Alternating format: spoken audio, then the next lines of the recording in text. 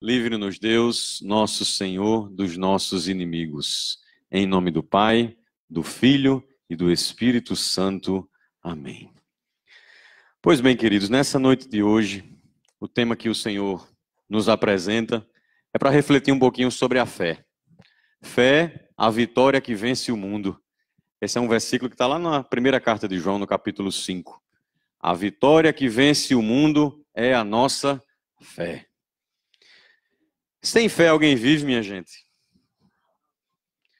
A pessoa pode nem ter fé em Deus, né? Mas ela tem que ter fé em alguma coisa, não é assim? Porque se eu não olhar, sei lá, eu estou sem relógio aqui e perguntar aqui a meu irmão, que horas são? E ele me disser a hora, eu vou ter que ter fé no que ele está dizendo, né? Se eu, sei lá, pego um livro para ler e lá está dizendo que o maior rio do mundo é o rio Amazonas. Sei lá, nem sei se é. É o rio Amazonas. Eu nunca fui medir o rio Amazonas. Alguém aqui mediu o rio Amazonas? Mas a gente tem o quê? Fé na palavra daquele autor que escreveu ali, né, não? Sem fé ninguém vive, tá certo? Mas não é dessa fé em qualquer coisa que João está falando na sua primeira carta, que é a vitória que vence o mundo.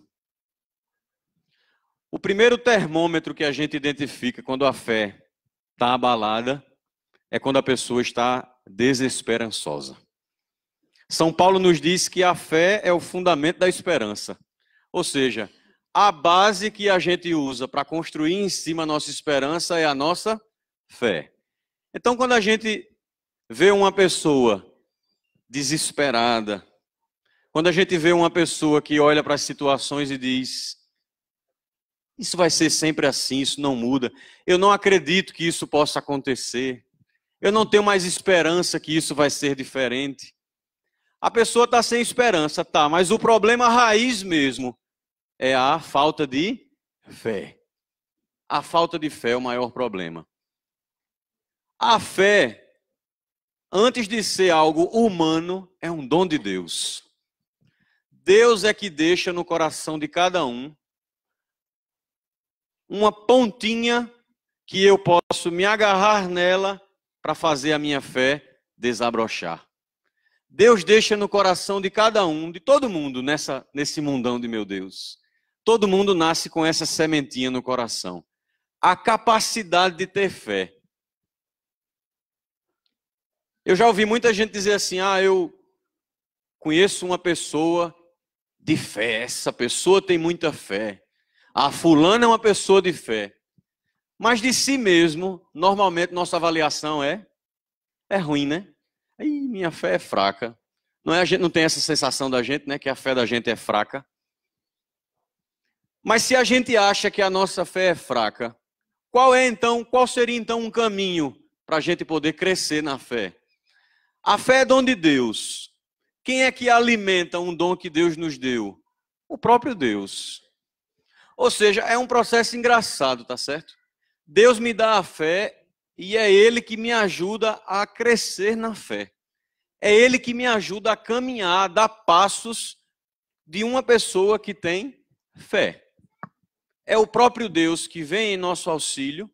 Claro, tem a nossa parte, eu sempre gosto de lembrar isso.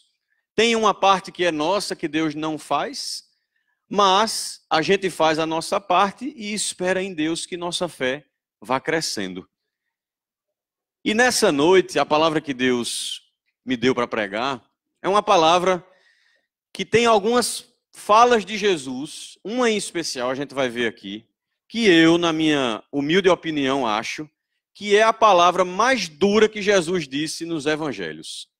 Não tem, na minha opinião, alguém pode discordar de mim, mas eu não encontrei nenhuma palavra mais dura do que essa que a gente vai ler aqui. Essa passagem que a gente vai ler é um caminho que Jesus fez com uma pessoa que buscou Ele e que no final desse caminho, essa pessoa saiu mais madura na fé. Quem trouxe sua Bíblia, pegue aí, Evangelho de São Mateus, capítulo 15. Aproveite e dê uma olhadinha para o irmão que não trouxe a Bíblia e pergunte: por que você ainda não trouxe a Bíblia?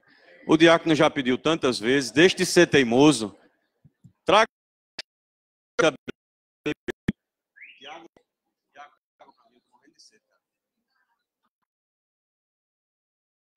Comunicação, gosto de tirar umas fotinhas das Bíblias assim para cima. Eu devia pedir para mamãe, não vou fazer, você vai ficar resguardado essa noite de hoje, viu? Mas, pelo amor de Deus, olha, traga vocês. Você que veio a primeira vez está pensado, mas se for a segunda já tem que trazer, tá certo? Trazer a palavra de Deus. Muito bem. Mateus, versículo 21 em diante. Mateus, capítulo 21 em diante. Amém ou misericórdia? Vixe, tem uma misericórdia muito forte aqui, ali. Diga aí, meu irmão. Vamos esperar. Para quem não entende, amém, misericórdia, amém, misericórdia, porque você está levando a Bíblia, tá certo? Então, amém ou misericórdia? Certo. Quem espera, né? Quem acha, né? Não diz a palavra de Deus assim? Mateus 15, versículo 21. Abra os ouvidos, abra bem seu coração para escutar aqui essa situação que Jesus passou. Jesus partiu dali e retirou-se a Tiro e Sidônia. E uma cananeia, originária daquela terra, gritava: Senhor, filho de Davi, tem piedade de mim. Minha filha atormentada por um demônio. Jesus não lhe respondeu palavra alguma. Seus discípulos vieram a ele e lhe disseram com insistência: Despede-a. Ela nos persegue com seus gritos. Jesus respondeu-lhes: Não fui enviado senão às ovelhas perdidas da casa de Israel. Mas aquela mulher veio prostrar-se diante dele, dizendo: Senhor, ajuda-me. Jesus respondeu-lhe: Não convém jogar aos cachorrinhos o pão dos filhos. Certamente, Senhor, replicou-lhe ela, mas os cachorrinhos ao menos comem as migalhas que caem da mesa de seus donos. Disse-lhe então Jesus: Ó mulher, grande é a tua fé. Seja-te feito como desejas. E na mesma hora, sua filha ficou curada. Palavra da salvação. Pode aplaudir a palavra de Deus.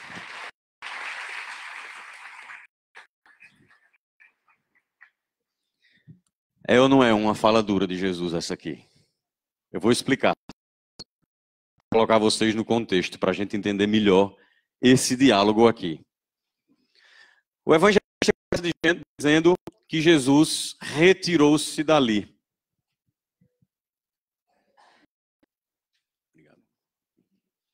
Que Jesus retirou-se dali. Onde é que Jesus estava quando retirou-se? Na Galileia. O desenho de Israel, a geografia é assim: a Galileia fica no norte, no meio fica a Samaria e no sul fica a Judeia, onde fica Jerusalém, tá certo? Fica na Judeia. A divisão, né, em palavras simples, a Judeia e a Galileia são habitadas por judeus. Na Galileia, em geral, moram os judeus pobres. Aqueles que são meio esquecidos socialmente. Moravam na Galileia. E Jesus, quando começou a pregar na Galileia. Tá certo? Ele começou a pregar na Galileia. Depois de várias coisas que ele fez, várias curas, vários milagres, ele resolveu se sair um pouco da Galileia e ir mais para o norte. Precisamente para o noroeste, assim, subindo para a esquerda. Tem Bíblia que tem um mapinha, depois você olha aí, tá certo? Você vai entender bem o que eu estou dizendo. Ele foi para mais distante, para uma cidade, uma região de Tiro e Sidônia, que fica ali pertinho do mar Mediterrâneo. Ele afastou-se. No Evangelho de Marcos, que é um evangelho que também descreve essa cena, diz que Jesus afastou-se e ocultou-se numa casa de uma pessoa. Ou seja, o que é que ele estava querendo? Descansar um pouco. Jesus estava querendo se retirar da multidão porque a gente aqui já vai no capítulo 15 do Evangelho de Mateus. Jesus já era muito conhecido. As pessoas vinham a ele, ele já não conseguia passar sem ser notado. Então ele afasta-se para uma cidade, onde ele, acredito, tinha a expectativa que lá as pessoas conhecessem ele menos. A região de Tiro e Sidônia. E nessa região, não eram judeus que moravam. Moravam pessoas como esta mulher, que o evangelista chamou aqui de uma mulher cananeia. No Evangelho de São Marcos, ela é chamada de mulher cirofenícia. Em palavras simples, ela era uma pagã. Ela não era dos judeus, não pertencia ao povo de Deus. Para os judeus, ela era uma pagã. E os judeus chamavam todos aqueles que eram pagãos de cães, cachorros. Veja que bacana, né? Chamava todos aqueles que não eram judeus de cachorros. Essa mulher, então, era considerada para o judeu uma cachorra, um cão. Né? Aí começa a fazer sentido alguma palavrinha que vai sendo dita aqui, que Jesus diz, né? Não convém tirar o pão dos filhos para dar aos cachorrinhos, tá certo? Era isso que ele estava querendo dizer. Não convém tirar o pão que eu vim para dar aos judeus para a boca de quem não é judeu. Mas a gente vai chegar mais lá na frente para entender isso. Pois bem, Jesus se afastou para essa região. E aqui vem uma primeira coisa interessante dessa passagem. Normalmente, as pessoas que se encontram com Jesus, encontram com ele quando ele está andando. Essa mulher, pelo Evangelho de Marcos, a gente tem certeza disso, não é nem por esse aqui eu peguei porque ele é mais detalhado. Mas no Evangelho de Marcos, essa mulher foi até a casa que ele estava. E aqui vem a primeira lição dessa noite.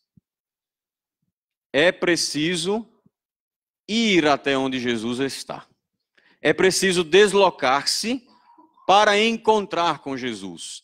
Tudo isso que a gente vai falar aqui nessa noite é um caminho de fé, tá certo? É preciso então ir aonde Jesus está. A mulher foi, e chegando lá, o evangelista diz que ela chegou falando baixinho, não foi? Jesus. Foi assim que ela chegou? Ela chegou aos gritos. Chegou gritando. E o que foi que ela gritou? Senhor, filho de Davi, tem piedade de mim. Minha filha está cruelmente atormentada por um demônio. Aqui tem duas coisas. Primeiro, essa mulher que não fazia parte do povo de Deus, ela certamente tinha ouvido falar de Jesus. E mesmo não sendo do povo judeu, ela acreditou que Jesus tinha condições de resolver aquela situação dela.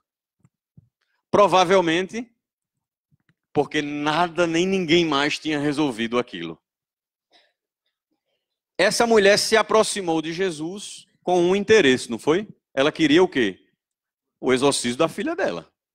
Queria que a filha dela fosse liberta desse demônio aí. No final, a gente já chegou no final da história e já viu, Jesus atendeu o pedido dela. Então aqui a gente pode concluir uma coisa.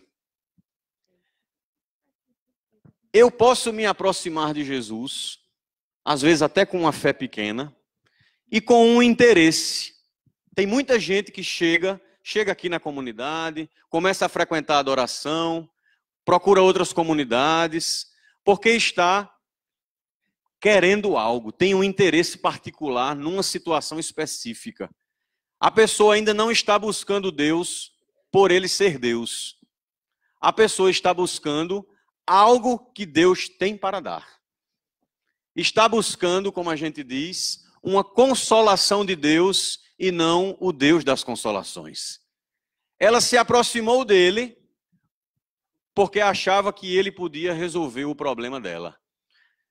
E eu tenho certeza que entre nós aqui, tem pessoas que se aproximam, que começam a vir para a adoração por causa disso. Que grande alegria, não é vergonhoso isso. Não é vergonhoso. Pode até parecer um certo, tô meio interesseiro, né, com Deus, mas Deus sabe aproveitar isso, tá certo? Se tem uma coisa que eu aprendi nesse tempo de caminhada, é que Deus se vale de todas as coisas. Ele se vale até das coisas ruins para dali tirar uma coisa boa. Deus se vale de todas as coisas. Não existe, olha minha gente, guarde isso no seu coração. Não existe situação nenhuma que se agrada de Deus, ele não tire um proveito dela. Nem que seja para me ensinar o que é que eu não deveria ter feito. Nem que seja para me ensinar que eu tenho que ir por outro caminho. Mas Deus se vale de todas as coisas. Repita comigo isso. Deus se vale de todas as coisas, inclusive das ruins, para tirar dali uma coisa boa. E a mulher chegou perto de Jesus com um interesse particular ali do exorcismo da filha. E ela gritava. Você imagine o desespero que essa mulher estava. Perceba, desenhe na sua cabeça a cena. Ela caminhava para a última tentativa dela, talvez. Já não aguentava mais. Aqui não diz nem o nome dela, nem quantos anos a filha dela tem. Mas pelo desenho da cena, eu imagino que essa coitada sofria com isso já há muitos anos. Ela se aproxima gritando.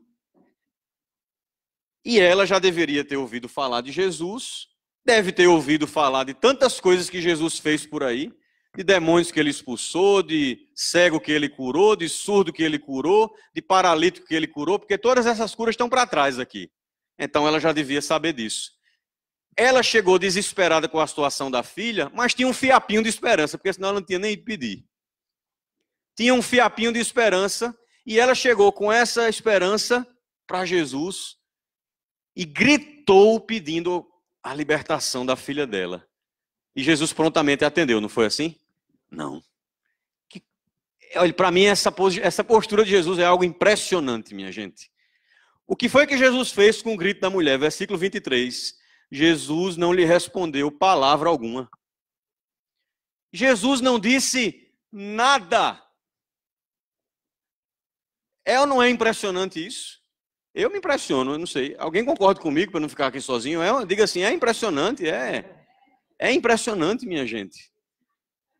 Ele não disse nada. Veja, ela chegou com um fiapinho de esperança, escutou de várias situações e disse, a minha filha ele vai fazer também. Aí eu pergunto, quantas pessoas teriam desistido aqui nessa primeira tacada que ela levou? Eu acho, a minha estatística é que 90% tinha ido embora. 90% no silêncio de Deus teria ido embora. Não teria continuado seu pedido. Já teria transformado toda aquela expectativa num murmúrio eterno. Já tinha dito assim, eu sabia que esse homem não ia me atender, que era tudo conversa isso. Perdi meu tempo. Tenho certeza que muita gente ia adotar essa postura.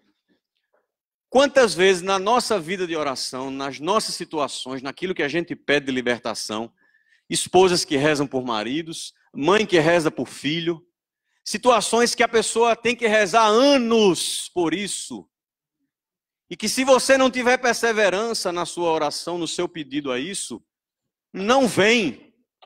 Porque Deus diz lá em Mateus 7, Nosso Senhor fala que quem pede, recebe. E quem não pede? Eu pensei que a gente ia concluir mais rápido. Isso vou perguntar de novo, viu? Quem pede, recebe. E quem não pede? Não recebe. Quem não pede, não recebe. Então a mulher pediu. Jesus não respondeu nada. E aqui, o que é que Jesus queria com ela? A gente pode se fazer essa pergunta, por que é que ele não disse nada? Eu arrisco uma resposta, tá? Porque além da cura da filha, tinha a cura da mãe. Ele queria curar ela também. Queria curar ela em quê? Na fé. Ele queria curar ela na fé. Queria puxar ela um degrau a mais na fé dela. Queria saber se ela ia ter perseverança. Queria saber se ela ia dar outro passo. Tem um santo, eu acho que é São Gregório Magno ou São Leão Magno. É um dos magnos. Ele diz assim: os desejos santos duram. Os desejos que não são santos passam. aquilo que no nosso coração é vontade, uma das formas de você saber se é de Deus aquilo que está no seu coração é se aquilo dura, se aquilo não passa. Eu gosto de brincar assim para explicar essa situação.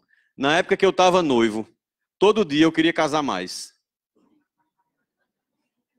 Todo dia eu queria casar mais. Crescia no meu coração a vontade de casar. E isso era um sinal de que esse desejo era inspirado por Deus. Pois bem, Jesus queria saber disso dessa mulher. Se ela ia perseverar, então ele não disse nada. Alguém já experimentou na sua oração falar e não escutar nada de Deus? Aqui tem dois caminhos, tá? Você pode não estar ouvindo nada. Deus está falando e você não está ouvindo porque tem um problema em você e não em Deus, tá? Você precisa aparar essa aresta aí, de repente uma confissão, uma leitura mais assídua da palavra, um momento de adoração pessoal mais intenso. Mas existem outras situações em que a gente clama e o que a gente obtém de Deus é silêncio. Aí é para eu parar de pedir, é? Não. E a mulher continuou. Versículo 23, Jesus não lhe respondeu palavra alguma. Seus discípulos vieram a ele e lhe disseram com insistência: despede-a, ela nos persegue com seus gritos. Aqui vieram os discípulos simpáticos de Jesus, né? O pessoal gente boa aqui. A galera boa de Jesus aqui veio. A fala aqui, tá? Ela é um pouco confusa, mas despede-a não significa pedir a Jesus. Ele não estava pedindo a Jesus dizendo assim: vamos, peça para essa mulher ir embora. Não era isso, não. Era assim: dê logo o que ela quer. Era isso que eles estavam dizendo. Só que eles estavam dizendo isso com uma intenção meio não muito boa, né? Porque eles estavam perturbados. E eles foram, olha, a mulher, veja que cena bacana, né? Tá lá Jesus, querendo descansar, chega uma mulher gritando, aos gritos. Os discípulos se incomodaram tanto com os gritos dela que foram pedir insistentemente a Jesus: dê logo o que ela quer, porque ela está atormentando a gente com esses gritos, ninguém aguenta mais. Aí vem a segunda porrada que Jesus deu. Jesus respondeu-lhes, veja, aqui ele nem se dirigiu à mulher. Está lá a mulher gritando, os discípulos vieram pedir, devia estar uma confusão a cena, né? Ele não se dirige a ela, ele se dirige a eles. E diz assim: não fui enviado senão as ovelhas perdidas da casa de Israel. O que é que Jesus está dizendo aqui? Eu vim para os judeus. E a primeira missão de Jesus era para os judeus mesmo. Para, a partir dos judeus, todos terem direito à salvação. Mas a primeira pregação, a primeira missão, o primeiro povo a quem Deus se revelou, e é por este povo que veio a salvação, foi o povo judeu. Aquela mulher era do povo judeu? Não. Então, ele olha para os discípulos e diz: olha, eu não vim para ela não, eu vim para o povo da gente. Outra resposta impressionante, não é não? Ela concordou comigo, obrigado. Outra resposta impressionante. Primeiro foi o silêncio. Depois ele ignorou ela e respondeu aos discípulos: eu não vim para ela. Aí ela, que deve ter ouvido Jesus falar, foi embora, não foi? Não. Que coisa maravilhosa essa mulher, não é não? Que fé impressionante essa mulher tem, não é? E Jesus foi puxando a fé dela. Talvez, meus irmãos, essa mulher encontrou nessa situação uma fé que ela não sabia que tinha. E quantas vezes, em tantas situações da vida, a gente vai descobrindo que dentro de nós tem uma força que a gente não conhecia. Nas situações da vida a gente vai percebendo. Depois a gente olha para trás e diz: meu Deus, eu fui capaz disso. Se fosse hoje, eu acho que eu não faria, não. De tão mole, né, que a pessoa se acha. Mas na fé, a gente vai descobrindo isso dentro do nosso coração. E a mulher que ouviu Jesus primeiro não dizer nada e depois dizer que não queria saber dela, disse assim a ele, mas aquela, versículo 25, mas aquela mulher, me perdi aqui, cadê 25? Mas aquela mulher veio prostrar-se diante dele dizendo: Senhor, ajuda-me. Aqui ela deu o segundo passo. O primeiro passo foi ela apresentar a situação a Jesus. Senhor, minha filha está possessa por um demônio. Ela apresentou a situação a Jesus. O segundo passo, ela pediu pela situação.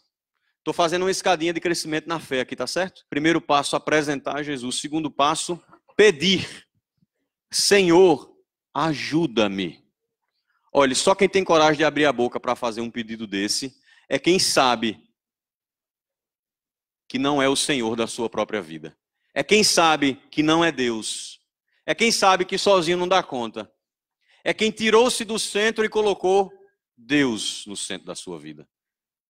Só tem capacidade de pedir, de fazer uma súplica sincera quem de fato entendeu que não é Deus, que eu não dou conta da minha vida só, que tantas vezes eu tentar resolver sozinho, tantas vezes vai dar errado, porque eu não estarei na vontade de Deus. Pode ser até que humanamente eu alcance aquilo que eu queria, mas aquilo não vai me trazer felicidade, aquilo não vai me trazer paz, aquilo não vai me colocar no caminho da salvação que Deus tem para mim. A postura do orante, quando você olha uma pessoa que reza de verdade, tenha certeza que aquela pessoa está se esforçando para ser humilde. Porque dentro da gente tem um ditador que quer tomar o lugar de Deus e dizer que quem manda aqui sou eu. Sou eu que dou conta de tudo. Eu sei resolver, ninguém precisa dar conta da minha vida, não. Eu pago minhas contas. Tem um ditador dentro da gente, ó, que se a gente não deixar, ele toma conta mesmo da vida. E toma conta de um jeito que quer dar ordem até aos outros, para os outros ser tudo do jeito que a gente gostaria que os outros fossem. A oração faz a gente inverter esse papel. Eu coloco Deus lá e eu fico aqui.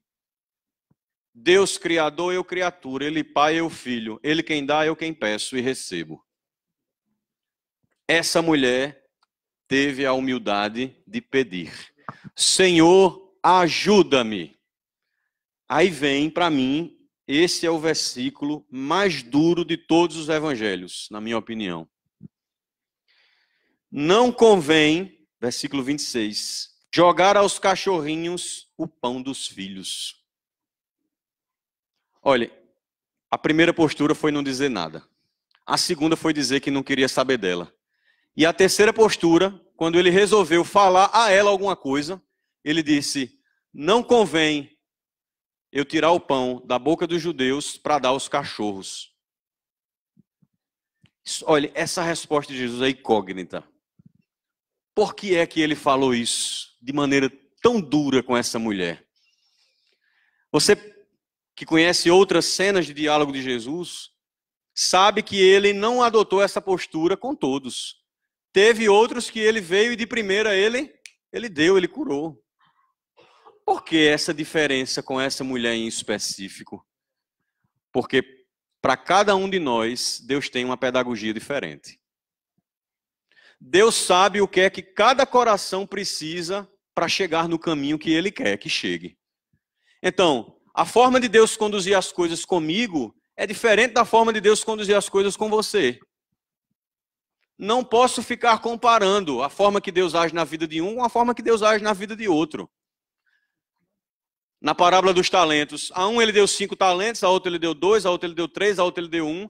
É assim, ele sabe o que cada um suporta. E Deus sabia, Jesus sabia, que essa mulher precisava desse jeito de resposta para ela ser curada na fé dela. E talvez, para muitos aqui, para que acordem na fé, para que despertem, para que saiam desse sono, dessa moleza espiritual, você precise de uma palavra dura dessa de Deus. Para que você entenda e cresça e saiba buscar o Deus das consolações. Simplesmente porque Ele é Deus. E é dele que tudo vem, é Ele que tudo pode. Então essa resposta, eu arrisco dizer que Jesus falou, porque era a medida certa para que ela desse o passo de alcançar a salvação que Ele tinha para ela. E não simplesmente o exorcismo da filha. Tantas vezes a gente está intercedendo por situações, eu gosto de dizer assim, a missão santifica o missionário também. A intercessão santifica o intercessor também. a oração por outro santifica a mim que estou rezando por aquela outra pessoa também.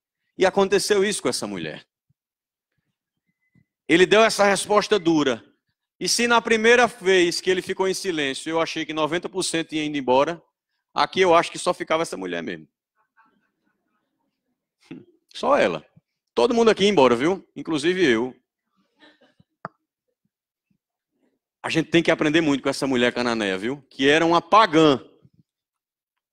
E dela veio o maior elogio da fé de alguém que Jesus fez na Bíblia. Que vem agora em seguida. No versículo 27, depois que Jesus disse que não convém tirar o pão e dar aos cachorros, ela disse assim: certamente, Senhor. Mas os cachorrinhos ao menos comem as migalhas que caem da mesa de seus donos. É ou não é grande a fé dessa mulher? Ao menos as migalhas. Ela sabia que vindo de Deus, até uma migalha dava certo para ela. Ela sabia que se Deus desse a casquinha do pão francês, né? Tem gente que tira a casca do pão francês. A casquinha do pão francês e deixasse cair da mesa. Aquilo seria suficiente.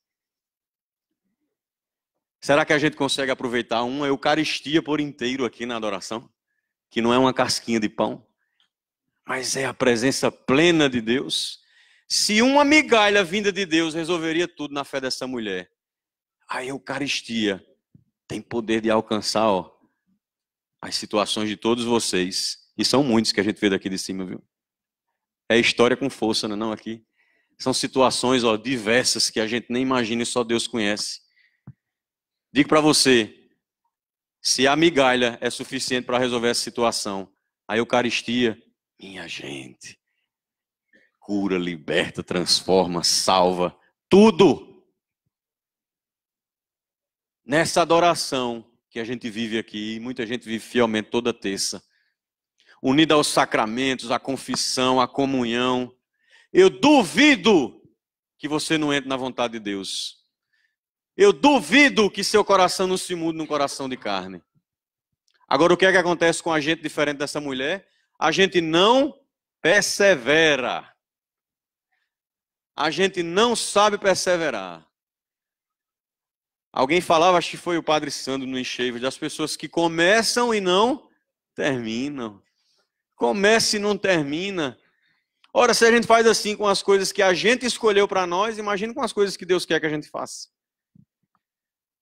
Mas essa mulher tem uma lição para dar a gente nessa noite de hoje. Porque depois que ela disse isso, de uma maneira misteriosa, porque a gente tinha certeza que Jesus não ia fazer o que ela queria de jeito nenhum, ele diz a ela assim no versículo 28. Ó mulher, grande é tua fé. Ó mulher, grande é tua fé. E depois ele acompanha dizendo assim, seja-te feito como desejas. O terceiro passo, portanto, foi o humilhar-se. O primeiro passo foi apresentar a situação a Deus.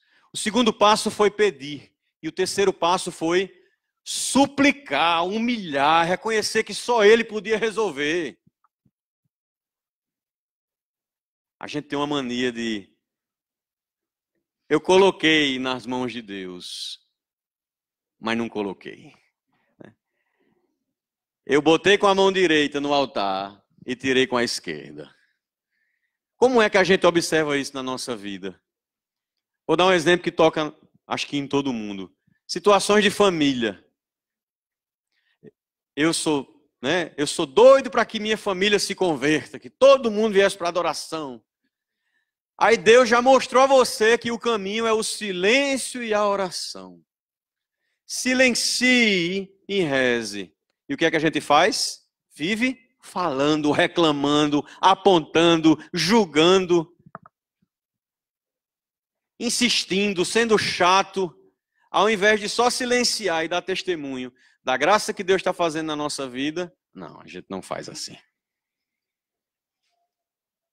Assim a gente vai tendo essa percepção de que nossa postura precisa mudar. Será que essa mulher tem alguma coisa para ensinar a gente nessa noite de hoje? Uma pergunta tem que ter uma resposta, tá certo? Eu vou repetir. Será que essa mulher tem alguma coisa para ensinar a gente nessa noite de hoje? Sim, tem muito. Tem muito a nos ensinar. Será que Deus vai poder olhar para a gente e dizer assim: ó homem, ó mulher, grande é a tua fé.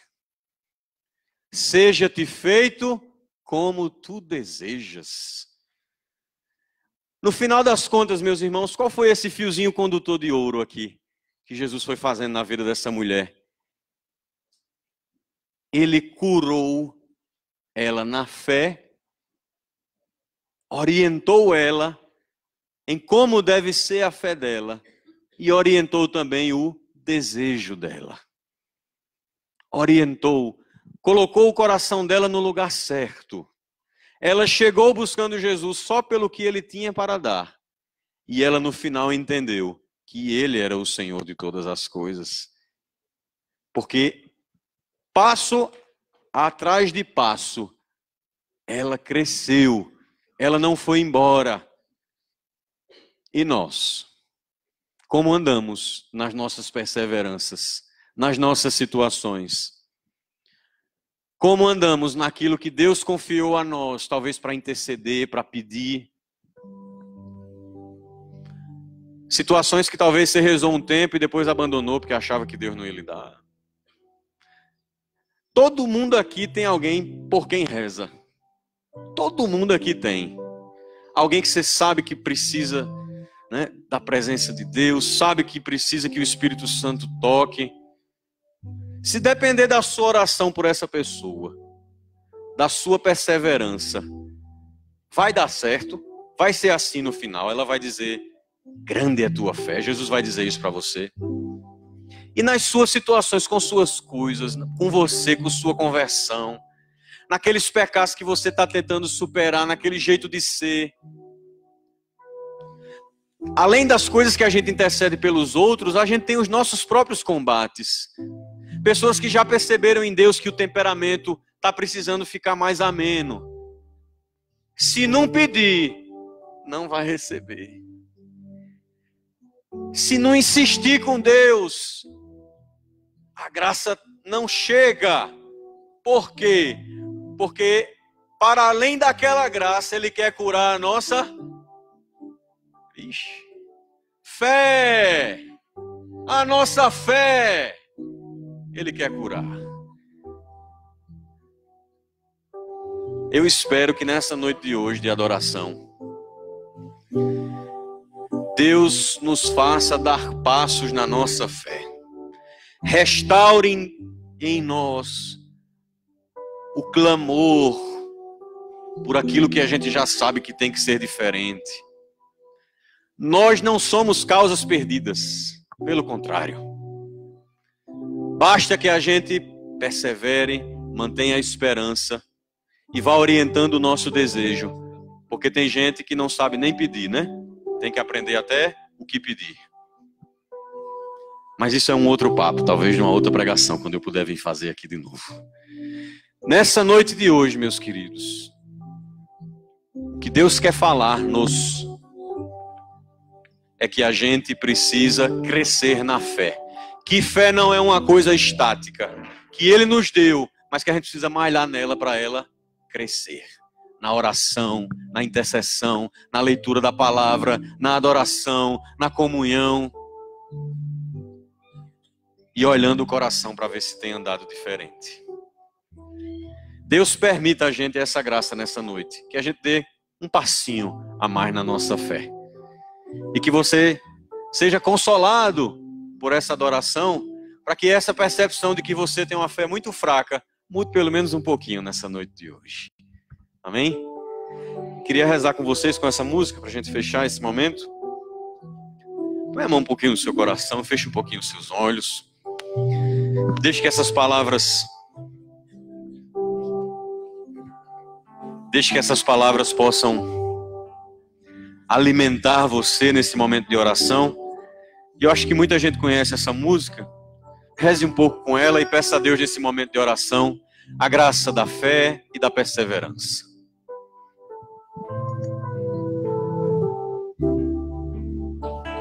Há um lugar que atrai meu coração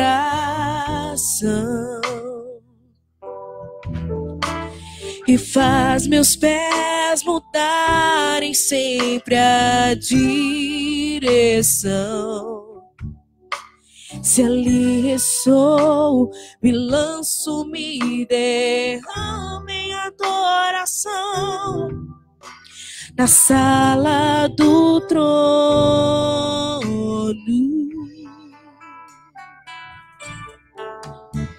Ali eu sei, fortalecido estou. Quem sabe vai cantando com o ministério. E ao descer do monte agraciado eu vou. O santo altar, a realeza, a presença do Senhor me levam a ir além. Eu vou. E quem me pedirá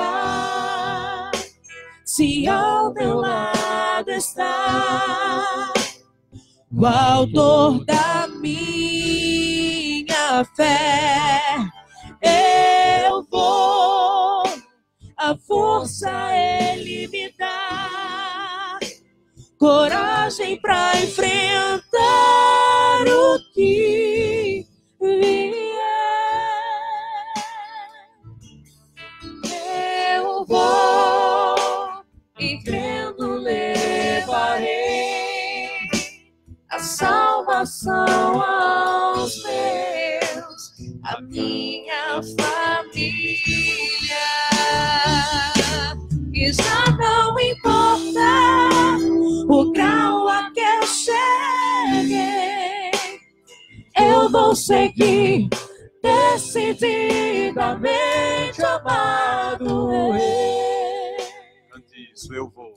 Eu vou, e quem me pedirá Se ao meu lado está, se ao meu lado está o autor da minha fé, o autor da minha fé, eu vou, a força Ele me dá, coragem pra enfrentar o que vier.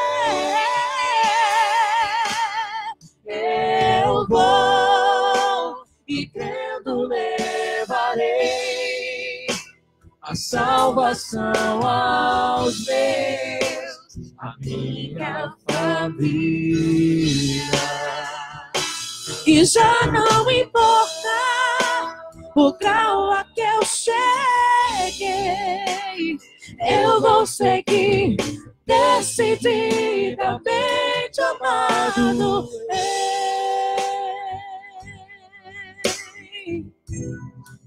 nós te pedimos, Senhor, que nessa noite cresça a nossa fé. Nós cremos, Senhor, mas aumentai a nossa fé. Dê uma salva de palmas para o nosso Deus. Obrigado, Senhor. Bendito